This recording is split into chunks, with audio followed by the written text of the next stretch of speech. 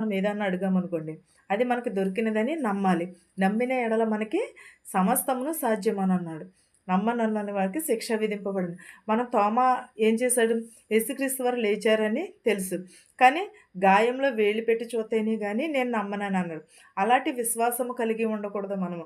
ఎప్పుడైతే సమరయ స్త్రీ యేసుక్రీస్తు వారి వస్త్రమును ముట్టుకునగానే స్వస్థత పొందుతానని నమ్మి ఉన్నదో, అలాగే నమ్మకమును కలిగి ఉండాలి. అలాంటి విశ్వాసము కలిగి ఉండాలి. మన తోమా వలే కాకుండా మనం సమరయ స్త్రీ వలె మనము విశ్వాసమును కలిగి ఉండాలి. అపనమ్మకంతో ఉండకూడదు.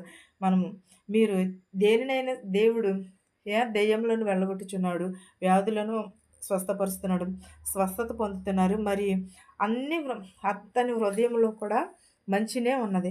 అది కూడా సందేహింపక మీరు చూడకుండానే అతను చెప్పినది జరుగుచున్నదని అనుకునిచున్నారు. అక్కడ యేసుక్రీస్తు వారు కొండ మీద ప్రసంగం చేసినప్పుడు వారు చాలామంది కూడా నమ్మి ఉన్నారు కదా!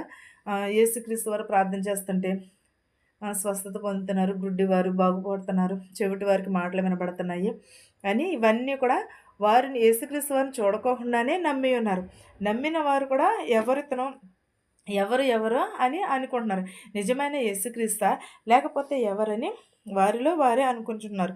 వ్యాధులను నయమైపోతున్నాయి, ప్రార్థన చేయగానే స్వస్థత పొందుతున్నారు అని వారిలో వారే అనుకునిచున్నారు. అనుకునిచుండగా యేసు నామములో ఏదైతే అడుగుచున్నామో అడిగినవన్నీ కూడా మనము పొందుచున్నాము అని నమ్మిన ఎడల మనకి ఏమి కలుగును? మనకి స్వస్థత కలుగును. మనము అందుచేత ప్రార్థన చేయనప్పుడు మీరు అడుగుచున్న వాటినెలను పొందుచున్నామని నమ్ముడి. అప్పుడు అవి మీకు కలుగునని మీతో చెప్పుచున్నారు. అంటే మనం ప్రార్థన చేయుచున్నప్పుడు ఏం అడుగుచున్నామో అవి మనకు దొరుకుచున్నామని నమ్మిన యెడల మనకి అవన్నీ కూడా దొరుకునని అంటున్నాడు. అప్పుడు మీకు అన్నీ కూడా కలుగునని అంటున్నాడు.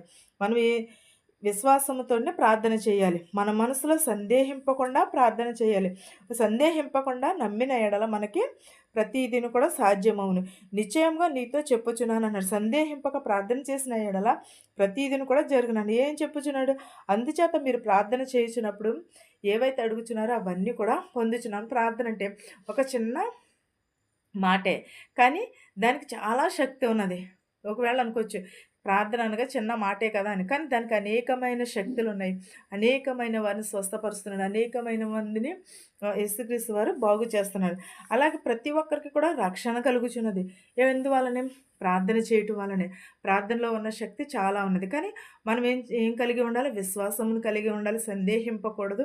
దేవుని యెడల మనం నమ్మకమును కలిగి ఉండాలి. ప్రతిదిన కూడా ప్రార్థన ఎందే మనకి స్వస్థత కలుగుతుంది.